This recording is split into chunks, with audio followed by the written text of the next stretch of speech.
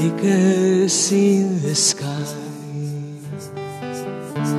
A timely star lights up way up high. All across the land dawns a brand new morn. This comes to pass when a child is born.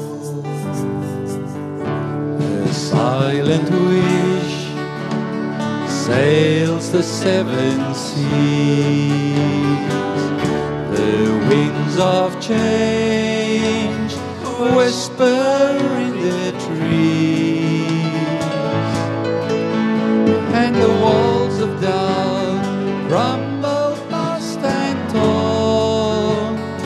This comes to pass when a child is born. The rosy hue settles all around. You've got to feel you're on solid ground. For a spell of time, no one seems forlorn. This comes to pass when a child is born. It's all a dream, an illusion now. It must come true sometime soon, somehow. All across the land dawns a brand new morn. This comes to pass when a child is born. This comes to pass when a child is born.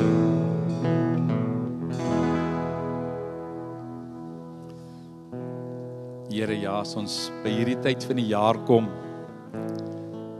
dan is dit omtrent soos wat hierdie woorde van hierdie lied sê, dis asof dit 'n droom is. Here, dat ons nie kan glo dat u seun aarde toe gekom het en mens kom word het hier tussen ons nie. Dat u hierdie gebroke wêreld so lief gehad het, dat u seun vir ons gestuur het. Here, en dan wil ons amper binne in ons sê, Here, moet net nie laat ek wakker word van hierdie droom nie. Laat dit tog vir ewig aanhou. Maar Here, dan besef ons, dit is nie 'n droom nie. Dis die werklikheid. Dis hoe ware liefde lyk. Dis hoe genade bo menslike verstand lyk. Dis hoe dit lyk wanneer 'n vader sy kinders lief het. Dan lyk dit so. Here, dankie dat ons aan die ontvangkant hiervan kan wees. Onverdiend, Here. Onverdiend, daar's nie een enkele dingetjie wat ons kan doen om te sê ek het u genade so groot soos 'n spellekop het ek verdien nie. Here. Glad nie. Here, daarom kom ons en ons loof en ons prys u naam. Sê, Here, dankie dat u die grootte God is. Die God van die hemel en aarde. Die God wat alles geskaap het. Die God wat weet hoeveel hare ek op my kop het. U is my God. U is ons God. Here, en daarom is dit my hartse wens, Here, dat ons nie in hierdie Kerstyd hiervan van hierdie groot genade en liefde sal vergeet nie. Here, dat ons nie opgeslurp sal word in die fees hiervan. Ja, die fees daarvan is belangrik, Here. Want ons vier fees dat u hier was tussen ons en nog steeds is. Maar Here, laat ons hierdie genade van u naby ons, hier teen ons vel, in ons harte sal hou en dat ons dit sal koester. Here, seën asseblief vir Chris. Here, maak asseblief ons harte nou stil, dat ons die stem kan hoor, Here. Ons vra dit in die groot naam alleen. Amen. Dankie musiekbediening, lekker om die Here saam met julle te loof, soos altyd welkom aan elkeen van julle hier vanoggend ook, u wat daar by die huis is, ingeskakel is by ons, baie lekker om die Here ook op hierdie oggend, hierdie manier saam met julle te loof, om te dien deur ons fokus en ons nadenke oor hom en sy woord, en sy woord kom vanoggend juis uit Jesaja hoofstuk 40, vanaf vers 1 tot en met vers 11 aan ons. Nou kom ek gee gou 'n bietjie agtergrondsgeskiedenis net van hierdie verhaal. Eerstens oor die boek Jesaja. Jesaja, die boek kan rolweg in 2 dele verdeel word. Hoofstuk 1 tot 39 en dan hoofstuk 40 tot en met 66. Nou hoofstuk 1 tot 39 noem ons die voorballingskapperiode. Dis die tyd toe die Here deur Jesaja ernstig met die volk gepraat het oor hulle ongehoorsaamheid, oor hulle sonde, omdat hulle hom nie vertrou het nie en hulle krag, hulle hulp, juis by die koalisie met ander vyandelike volke gesoek het. En dan die hele tyd, van hoofstuk 1 tot 39, kom God en waarsku die volk. Keer terug na my toe, keer terug na my toe, anders wag die straf, die oordeel op julle. Keer op keer nooi die Here hulle uit, kom terug, maar hulle gee nie gehoor nie. En dan vanaf hoofstuk 40, dan is die volk reeds in ballingskap. Met ander woorde, daar is so 'n breek, 'n sprong tussen die einde van hoofstuk 39 na hoofstuk 40 toe, en dit is die inneem in ballingskap, die verwoesting van die stad Jerusalem en die wegvoer, en dan vanaf hoofstuk 40 vers 1, dan is hulle in ballingskap en die boek Jesaja eindig waar hulle uiteindelik dan terugkeer na die stad Jerusalem toe, terug na die beloofde land en hulle weer die vrede en die sorg, die teenwoordigheid van die Here in sy volheid beleef. Nou ons teksgedeelte vir oggend, Jesaja 40 vanaf vers 1, begin met 'n interessante toneel. Dis eintlik wat ons hier moet sien, is 'n hemelse hofsitting as dit ware, waar die koning in die hemelse hof besig is om sy planne te beraadslaag met sy naaste raadgewers as dit ware.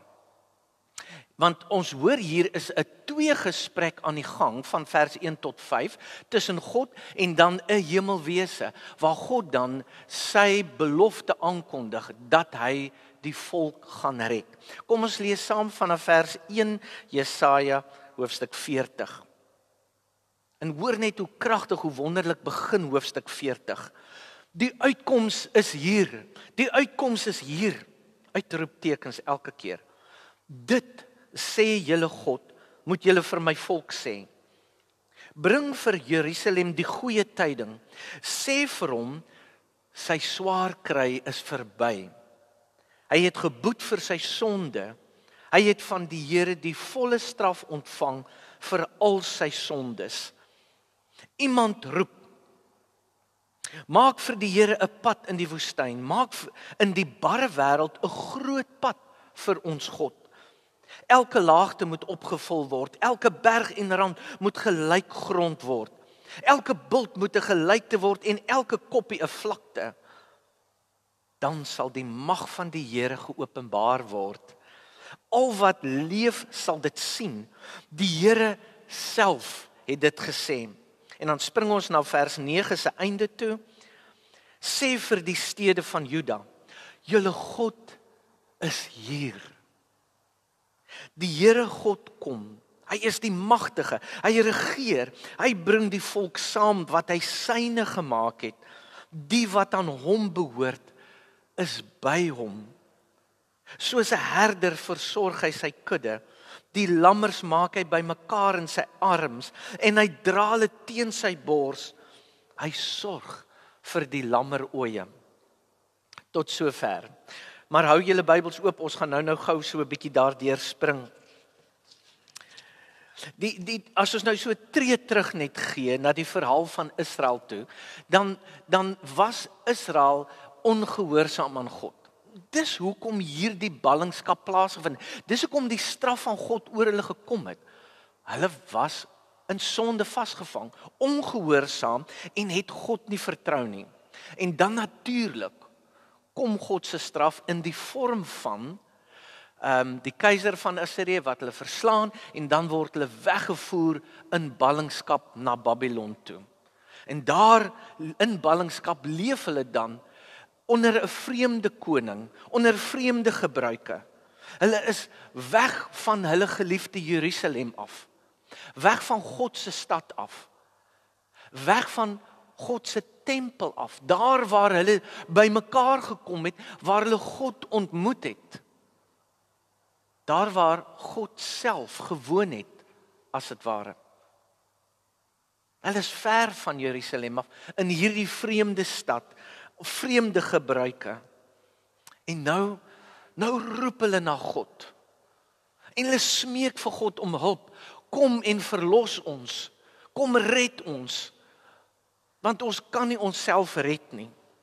En natuurlik, in hierdie geroep en in die stilte van God se antwoord, begin hulle twyfel. Waar is God? Kan hy ons dan nie help nie? Is hy nie sterk genoeg nie? Wil hy ons dalk nie help nie? Het hy dalk van ons vergeet? Of nog erger, het hy ons nou finaal weggegooi as gevolg van ons sonde? En dan kom God. In hulle donkerste tyd kom God. Na soveel jare van stilte, van weemoed, van twyfel en onsekerheid, kom God en hy sit in hierdie hemelse raadsaal. Daar waar die lewe van hierdie wêreld, die toekoms bepaal word. Daar sit God. En dan sê hy, ek gaan my volk red. Ek gaan tot hulle redding verskyn. En hy doen dit om juis vir Israel te troos en te bemoedig. Kondig hy vooraf sy redding aan. Terwyl dit nog swaar gaan met hulle. Terwyl hulle nog vasgevang sit in hierdie gevangenskap. Kom hy en hy gee vir hulle hoop. Hy gee vir hulle 'n belofte. Ek gaan julle red. Ja, onthou nou, dit het nog nie gebeur nie. God kondig dit nog net aan. Hy sê, dit gaan kom. En dan gee hy hierdie profesie. Hy doen dit by wyse van die profesie. En daar is so 'n paar aspekte van die profesie wat ek wil uitlig. Die eerste een is, dit begin met hierdie twee gesprek in die hemel, waar God sy belofte gee van die uitkoms. Dis hier, dit staan op die punt om dit te gebeur. As dit ware, die begin van die einde het nou aangebreek.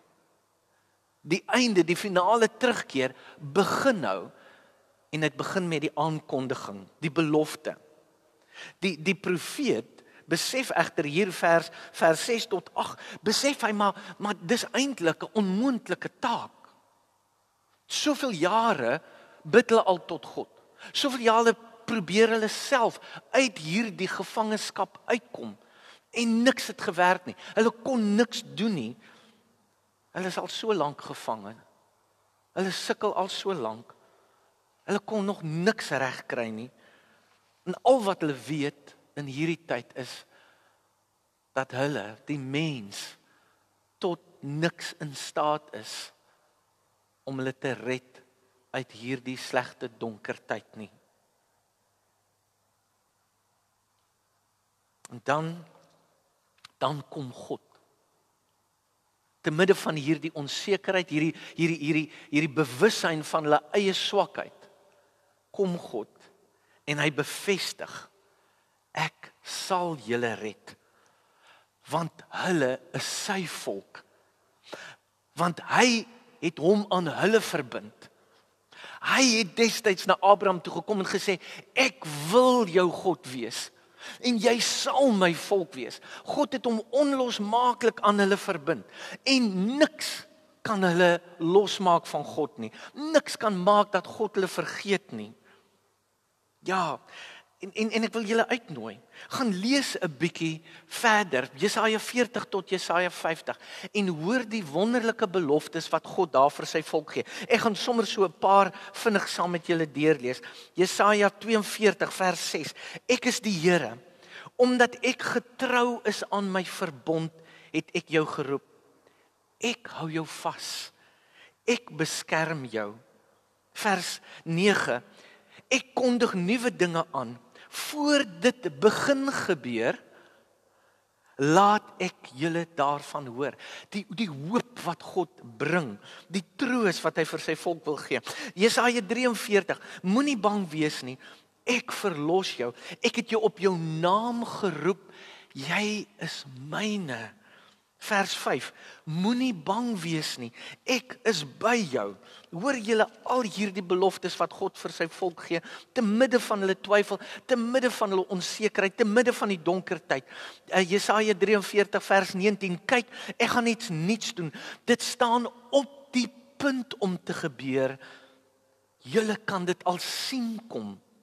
Ek maak in die woestyne pad, ek laat in die droë wêreld riviere ontspring. Jesaja 44 vers 21, ek het jou gemaak. Jy is my dienaar, eintlik staan daar oorspronklik, jy is my kind. Ek sal jou nie verlaat nie.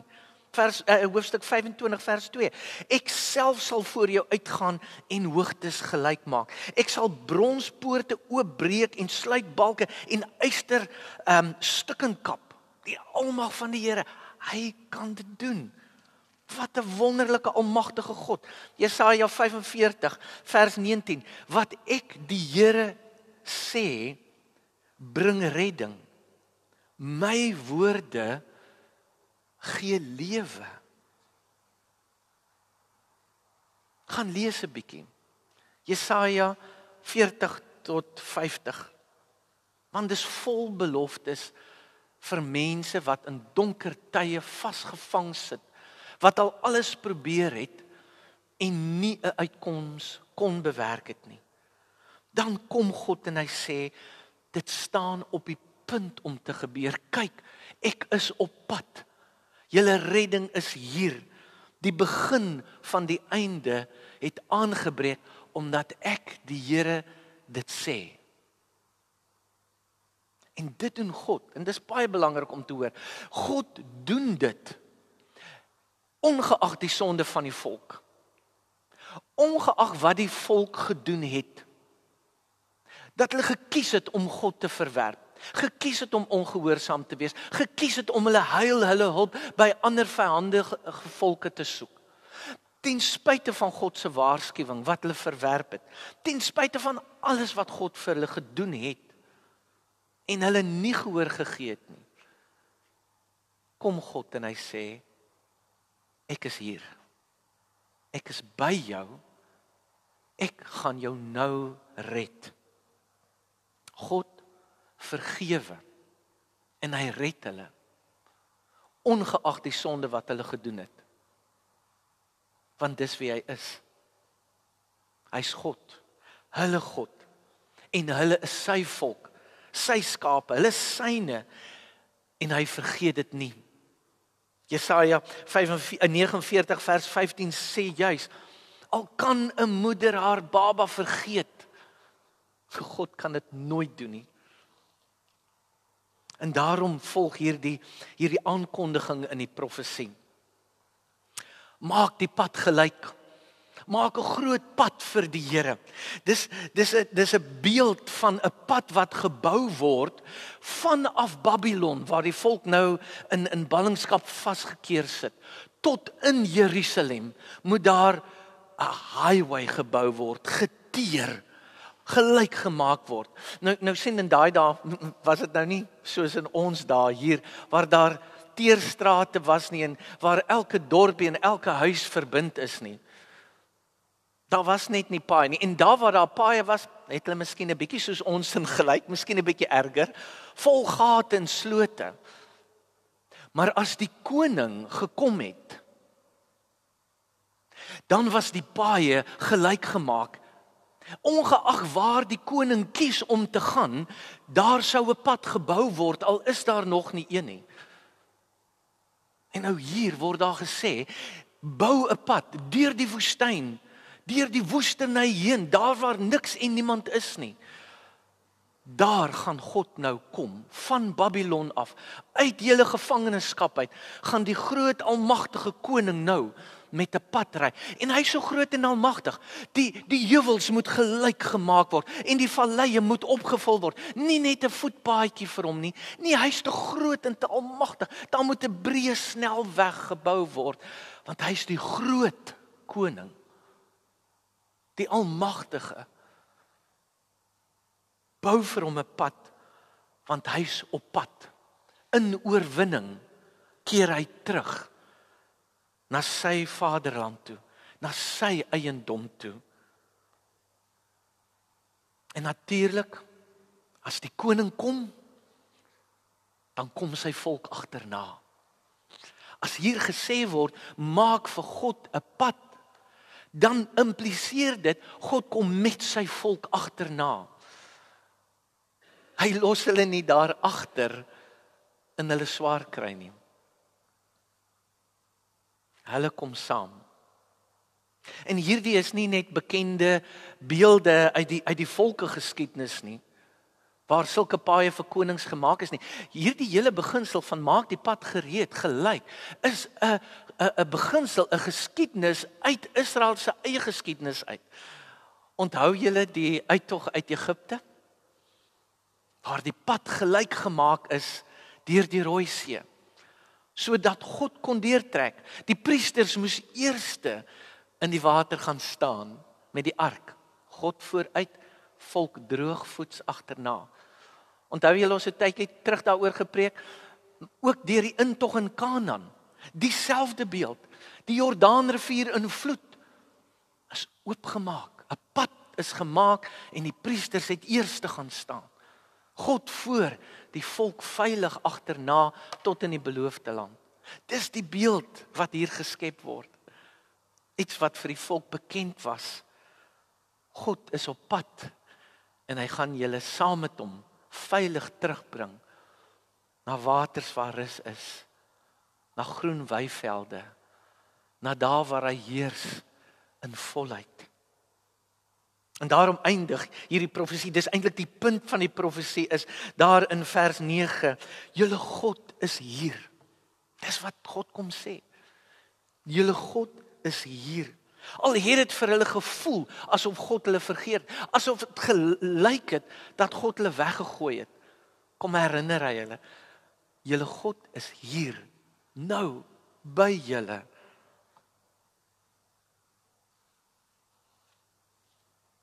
Volk word herinner aan wie God is, as hierdie profesie verder gaan. Want hy sê, die koning is hier. Die magtige koning het gekom. Sien, dis beelde wat hulle ken, want God is koning bo alle ander konings. Hy heers oor hemel en aarde. Hy regeer selfs oor die regeerders, want hy het hulle aangestel. Hierdie groot koning is julle koning. En hy's nou hier. En hy's die magtige krygsman.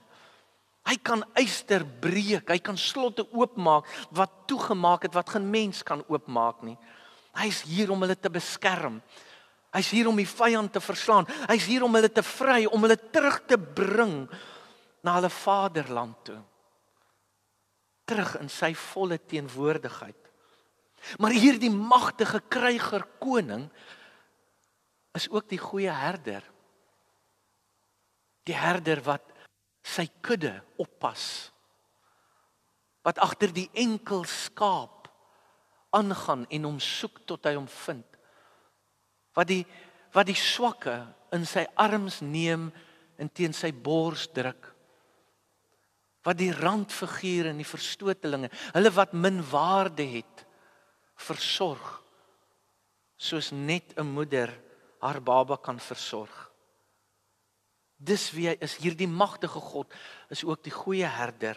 Hoor net hoe deernisvol praat hy met sy volk daar in vers 1. As hy sê die uitkoms is hier, dis 'n goeie vertaling, dis in lyn met die profesie, maar die skrywers, die navorsers sê dis meer subtiel. Dis asof daar uitgeroep word troos, vertroosting vir julle, comfort. Dis wat vir julle wag. Dis hoe God na julle toe kom. met troos, met bemoediging. Hier in vers 2, as hy sê, bring vir Jerusalem die goeie tyding, die Engelse vertaling sê, speak tenderly, speak to the heart of my people. Daar waar hulle versla is, waar hulle moeg geword het, waar hulle hopeloos geword het. Praat met hulle hart, dat hulle weer kan voel, kan weet, ek is by hulle. Ek kan dink, dit moes die volk so bemoedig het, opgetel het, moed gegee het vir die pad vorentoe. Maar hierdie profesie is nie net vir hulle nie. Dis vandag nog vir ons ook. Dieselfde God wat hierdie beloftes gegee het, wat hierdie aankondiging gemaak het, is dieselfde God wat dit vandag nog vir ons doen. Hy is steeds die magtige kryger en die goeie herder. Die koning wat oor die hele al regeer, maar ook die kind in die krib. Hy is dit alles. Want hy is alles vir ons, alles wat ons nodig het.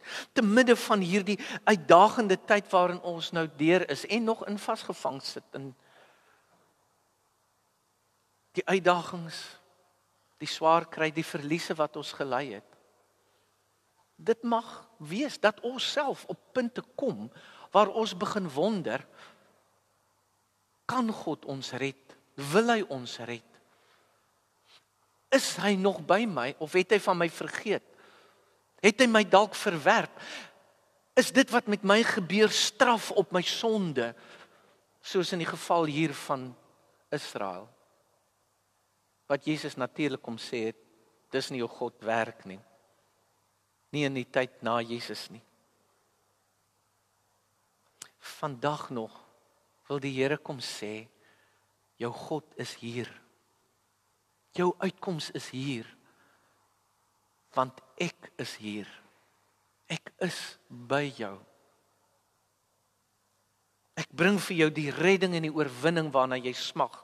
Die vrede en die vreugde waarna jy verlang. Jesus het immer self gekom en die pad vir die koning gelyk gemaak, sodat ons agter hom kan aanstap. Want Jesus het die voorhangsel laat skeur. Jesus het uit die graf uitgestap en die steen was reeds weggerol. Die pad is oop vir God om ons te lei terug na ons beloofde land toe. Ons lewe saam met hom elke dag. Die pad is oop dat hy ons weer kan bring by groen weivelde, by waters waar rus is.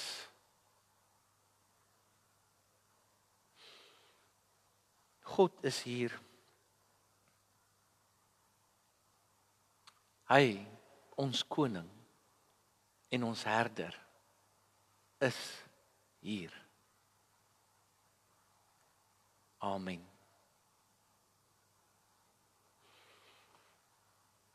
Kom ons sluit ons oë vir 'n oomblik.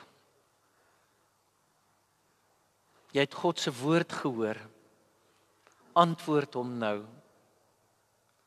Wat het by jou opgekom? Sê dit vir hom.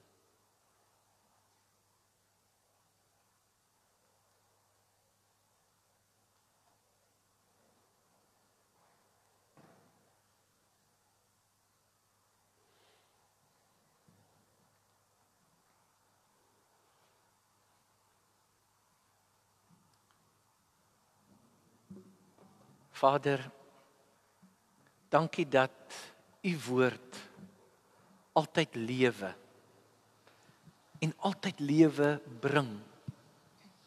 Daarom is hierdie profesie nog net so waar vandag vir ons. En Kersfees herinner ons dat die pad reeds gelyk gemaak is. Dat u reeds voor ons uitstap. En ons kan maar net agter U aanstap. Na ons herstel toe.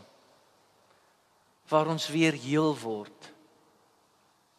Waar ons vreugde en ons vrede weer terugkeer.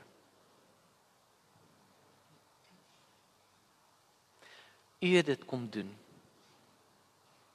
Ongeag ons sonde, ten spyte van ons sonde. Want ons is U se. En ons sal altyd U kind, U seun, U dogter, U kinders bly. Wees ons genadig. Mag hierdie aanloop tot Kersfees, die herinnering wat ons elke dag sien en hoor, in ons huise, in die strate, in die winkels, mag dit vir ons soos hierdie profesie wees. Die begin van die einde is hier. Die begin van die fees is hier. Ons mag maar uitsien. Ons moet uitsien. Want die uitkoms is hier. Want ons koning en die kind is hier. Amen.